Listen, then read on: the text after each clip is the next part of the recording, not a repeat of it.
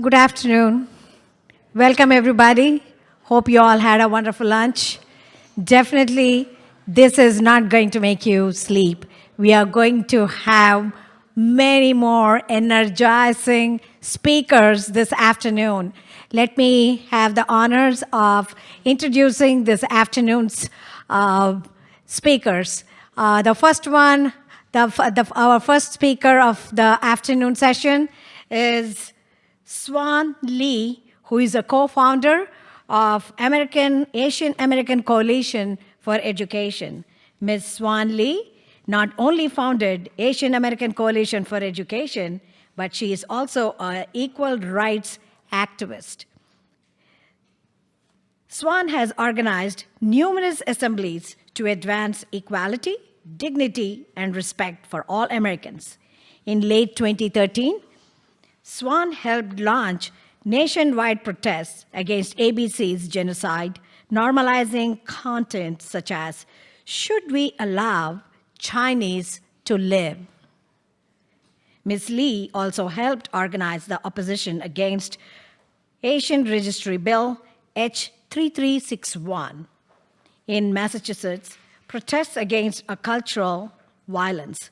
In addition, she has promoted efforts to make Asian American category comparable with other racial categories by removing the constricting sub-Asian boxes on census form. Since 2014, Swan has taken an active role in AACE's administrative complaints against several Ivy League colleges to the U.S. Justice and Department of Education, helping general community support from more than 270 partner organizations, nationwide grassroots groups. As the national nonprofit leader in advancing equal education rights, AACE consistently energizes far-reaching media impact by imposing entrenched educational issues and leading dynamic dialogues. Ms. Lee has appeared on live debates hosted by the New York Times, PBS, WBH, and has been featured in interviews at prestigious media outlets. Let me have the honors of inviting Ms. Swan Lee on the stage.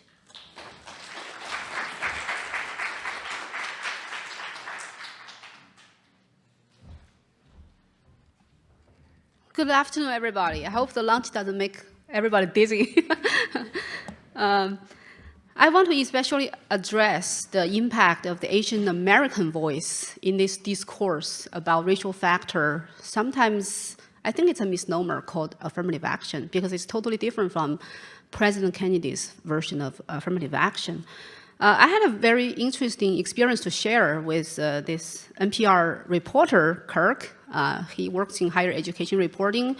After we filed an administrative complaint to Department of Justice and Department of Education, Kirk interviewed me, and that first segment was put on All Things Considered on NPR. I generated a lot of attention. And so in 2017, one day Kirk called me. He said he wants to talk to me about something.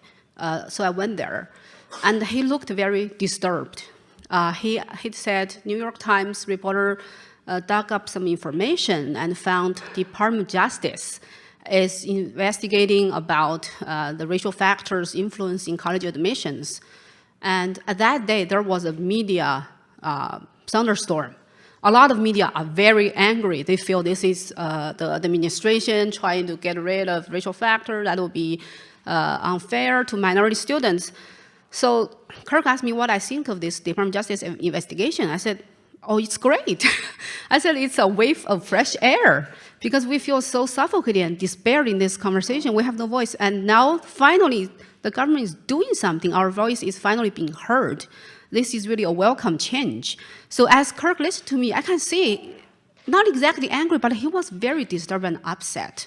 And that interview was done. He put it into a program. And the next day, he called me again. He said, can you come here again? And so I went there again. He said, actually, the Department of Justice spokeswoman, she said, Department of Justice is investigating into your organization's complaint. It's filed by 64 Asian American organizations. And he asked me what I thought of it. So I shared my, more of my insights about it. And this time, Kirk had a totally different response. He was smiling and grinning. He was nodding with me, like so happy. So I feel that's very thought-provoking. It's the same thing that happens. Department of Justice is investigating into anti-Asian discrimination. But why does Kirk feel angry if it's just, Department of Justice is doing it, and he has a totally different response when it's because of Asian American students' complaint, and that's why they are investigating. So I feel a lot of Americans, they are supporting affirmative action because of a misunderstanding. They thought the minority talked about in this policy includes Asian American students. And they thought Asian American students are benefiting from this, sort of lowering the academic standards. That's why they support it. Also, I heard a liberal scholar on NPR, he shared his experiences. He said he does not support affirmative action anymore. He used to support it.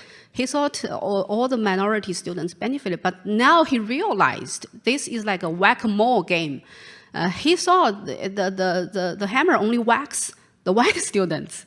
So he was, sort of okay with that. But now he realized a lot of the students that get whacked are Asian American, and he cannot, honestly, from his heart, he cannot support this kind of practice. So I think the addition of the Asian American voice really fundamentally changes the discourse on racial considerations in college admissions.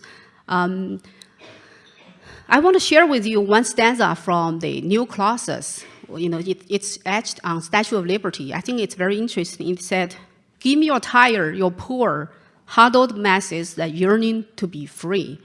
I think that is very thought-provoking. It doesn't, these people, these immigrants, they are poor, but it doesn't say they are yearning to be rich. It says they are yearning to be free, because that's what immigrants really come to this country for, the freedom. Freedom to be whoever we want to be, regardless our social background, our cultural background, or what kind of ethnic attributes we're born with.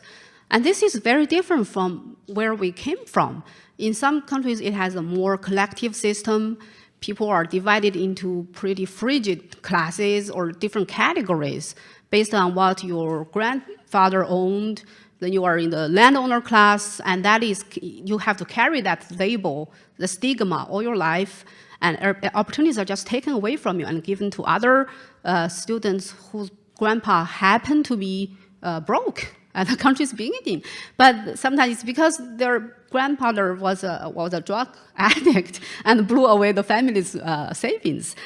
So we come here, we expect to be treated as an equal citizen without having us our opportunities hindered or taken away because of our race.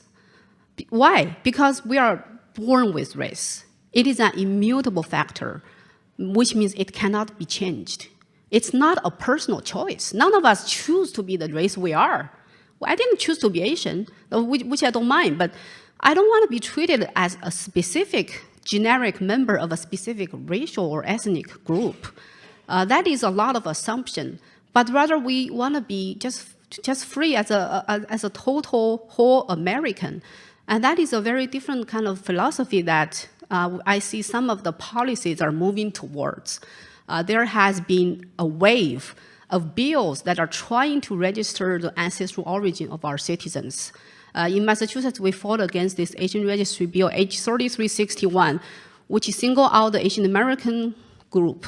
It asked them to put down on all the government forms and quasi-agency forms, they have to specify their ancestral origin, where their ancestor came from. And they will be treated differently.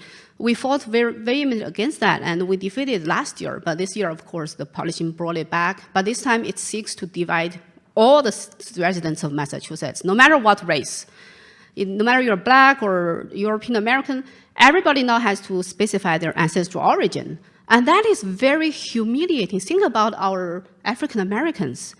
a lot of them don't know where their ancestors are from. They have no choice, and now they have to put down like which country their ancestors came from. That is a very bizarre policy, and that's the bothersome trend that some of the policies are just moving towards. It's just trying to divide the population into smaller and smaller groups, and we'll try to balance in equitable representation, but from an arbitrary government approach, instead of giving people the freedom to make personal choices, the levels of success they want to achieve, or the kind of interests they want to pursue and make accordingly the personal efforts. So that is why we are fighting for this equality. As we observed in the Fisher case, Fisher got a lot of attacks. Why? Because she is a white student. But with the country responded to the Asian American plaintiffs much more differently, much more kindly. We didn't really get attacked. I mean, I didn't get much attack from anybody. The groups that only attacked us happen to be some other special interest Asian American organizations like AAAJ, Asian Americans for Justice. And they have been trying to defend racial consideration that discriminates against Asian American students for many years. In the late 1980s, a congressman raised a Congress bill that asks to investigate the anti-discrimination in college admissions. And the AAAJ jumped out, said, oh, we Asian Americans love it. We want to defend it. So that bill was killed. And they have always defended this. And they are behind these ethnic registry bills that are trying to sweep over the country right now to register all the citizens' ancestral origins. Whether your family is from Venezuela or from Congo, you have to be as specified as possible. So there is a very bothersome trend, and they have called us some very insulting names. Without communicating with us and asking our perspective, they just called us a wedge. At first I was like thinking, what does wedge mean? And then I realized they have like sort of a people of color versus white people race war. And they think if Asian Americans complain about discrimination, then it's being a wedge in this race war. And also they call us, they wrote some articles that said, these people just want to be white. And we find all of this very vulgarizing the fight for equality, and also very arbitrary and presumptuous. They don't know us personally. They have no idea who we want to be or what we want to be. They're just making this kind of slandering statements that are really very insulting. So I'm really curious about them. But also they pushed some rhetoric that they always use. They cycle them to defend racial factor. I want to list a few of them. First, they say this is because of slavery system, and so African Americans are still suffering from the consequences of slavery system, and affirmative action is sort of reparations to correct that wrong, and that Asian Americans, a lot of them are immigrants because of the Chinese Excluding Act. So the immigration was only instituted in last century, like after 1943, and very small at first. So Asian American immigrants have very different point of view, and they can see all this rhetoric is very false and it's very weak and cannot withstand any closer examination. No country is really that great a couple of centuries ago. While America had a slavery system, in China it was ruled by emperors that are really brutal and violent. They can cut off the head of any citizen if they want. So in a sense, we're all the emperor's slaves. And in some other countries, there was also slavery system and all kinds of very bad system. But we look around in the world, most countries, they have learned lessons from that bad history. But nobody is holding that as sort of a self-defacing source of inconfidence in them. So why are these AAJ, they are pushing this kind of rhetoric, which I think is very damaging to African American children. Imagine you've been told, because of slavery now you're sort of, we cannot expect the full expectation from you, we have to do something. That is way more damaging than just tell them, everybody is equal. And because we human beings, we are very much incredibly, we can self-heal. Every day we are a new person. So I think it's it's very important we should restore the confidence in all of our citizens. We cannot just tell children you need this from government because you cannot do it by yourself. That is very bad. For example, the president of AAC, Yu Kongzhao, he was in the Cultural Revolution when he was a school kid. And because of that social unrest, there was very little educational opportunities. The schools are, a lot of them are just closed. So he didn't have much opportunities to education at all, but he taught himself. And many first-generation immigrants, they had very similar circumstances. Like myself, I didn't have any books to read when I was a kid, very little. I read a couple of books and I was hooked. I was thinking, oh, books is such wonderful, it takes me to another world. But I couldn't find any books. I remember myself walking miles to a nearby high school, like just approaching school students, ask them if they have a book to spare, if they can give to me. It's really difficult. But what pulled us through is our parents' unconditional belief and confidence in us. They never tell us, because of poverty or because of this, the injustice, our family has suffered in this tiered system of class classifications because of your grandpa, you cannot do anything. No. They always tell us we can be the smartest person we want, We can do anything in the world at all if we set our heart to it. So I think that makes a very big difference from this kind of racial consideration system, which doesn't have full confidence in some citizens just because of some history from a couple of centuries ago. I find that itself is very racially discriminatory. And also the socioeconomic status. Yes, we conditionally support, even though I'm not really sure if that actually helps people at all. Because like Yukong and me and many people, we actually are very poor. We grew up in sheer poverty. And it doesn't mean we're compromising anyway. I don't want anybody to think I'm any less intelligent or any way compromised just because I grew up in poverty. I'm just has much potential as anybody at all. All I need is my brain, then I can do anything in the world if I want. So I think that is also a very different philosophy. And also, we examine the diversity, which is a Sparky case, Supreme Court case says race can be considered for diversity. But what does equitable representation mean? The colleges are not just places you pick a certain number of people from each group for representation. Actually, students, they compete with their academic excellence and their extracurricular activities and their personal essays for these spots. It's not just being represented. That's very passive. And also, we see a lot of media reporting and articles, they say Asian Americans are overrepresented in colleges. And that is a very hurting statement to hear.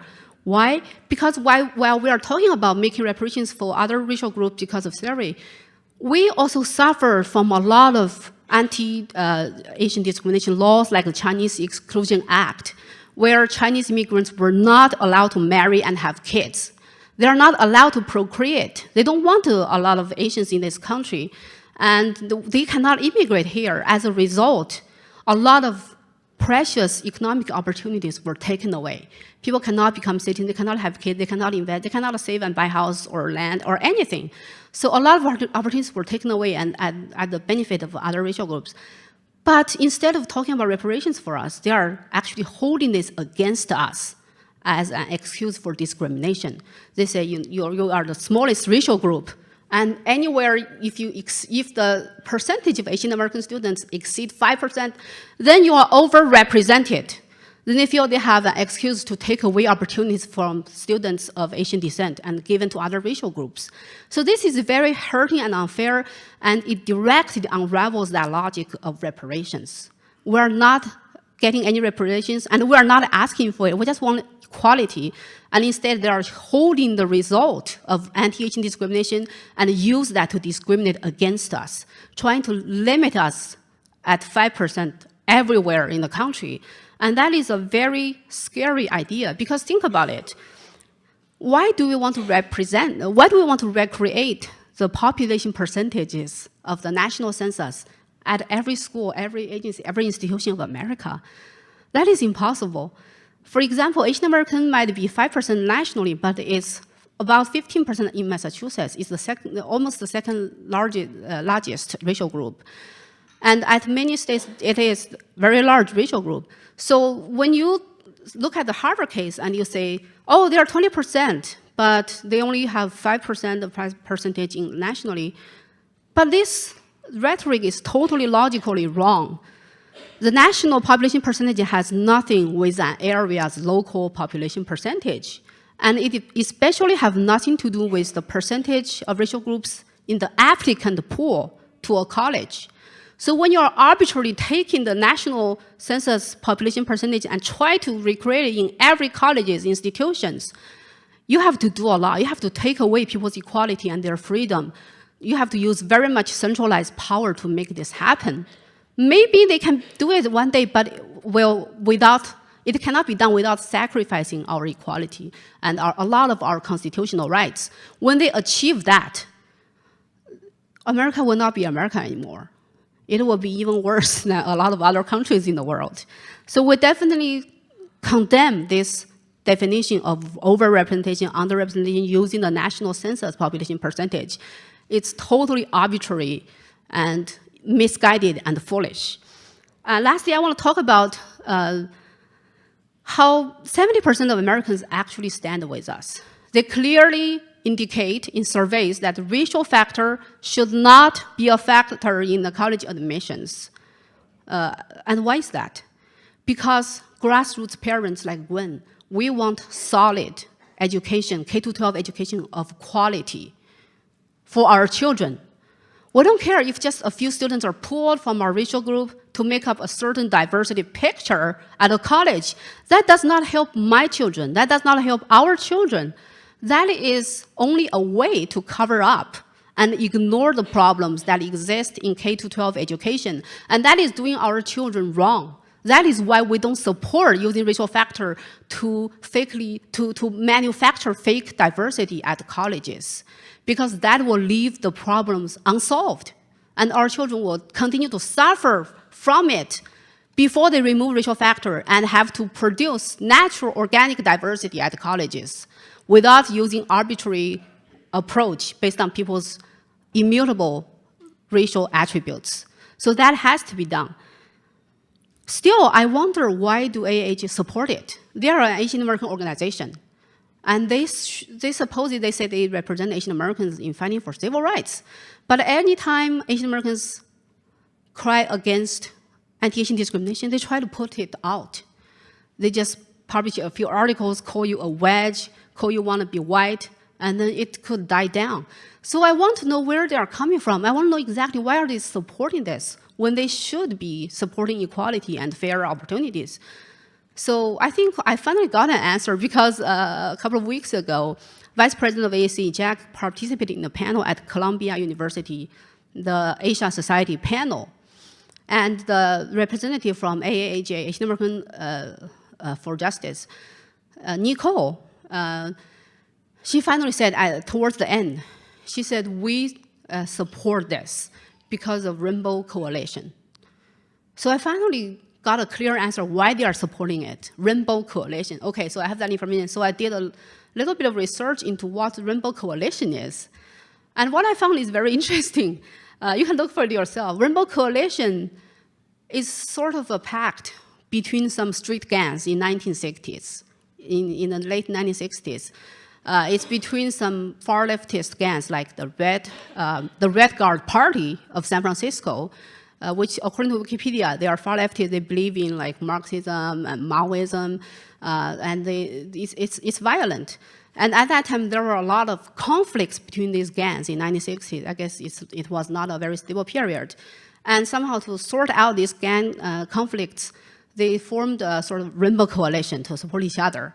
So a lot of the rhetoric Asian American for Justice they use to support Harvard in the discrimination case is really just from that year, where you can see their students are doing a Harvard supporting assembly. The signs they hold is yellow peril supports Black power. So they have these Asian American students call themselves yellow peril. So I feel that is very interesting, because Rainbow Coalition is a pact between gangs in the 1960s, based on the fact they call themselves gangs, means it never had wide appeal to the society, even at that time. And it doesn't have any legal binding power on the citizens at that time, and especially doesn't have any legally binding power on the citizens now.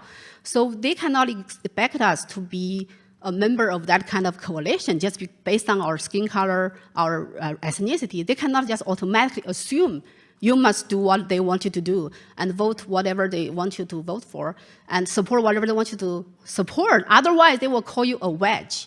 That is a very, very misguided and not to mention very insulting position they are taking. So I finally figured out AAJ supports racial consideration because of Rainbow Coalition, which is a very small crowd ideology.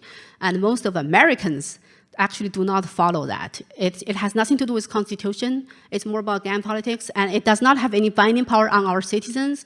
So that gives me a sense of hope, because we know we can move forward towards a more racially equal society, because most people do not belong to Rainbow Coalition, or they do not have any obligation to join it. Thank you all.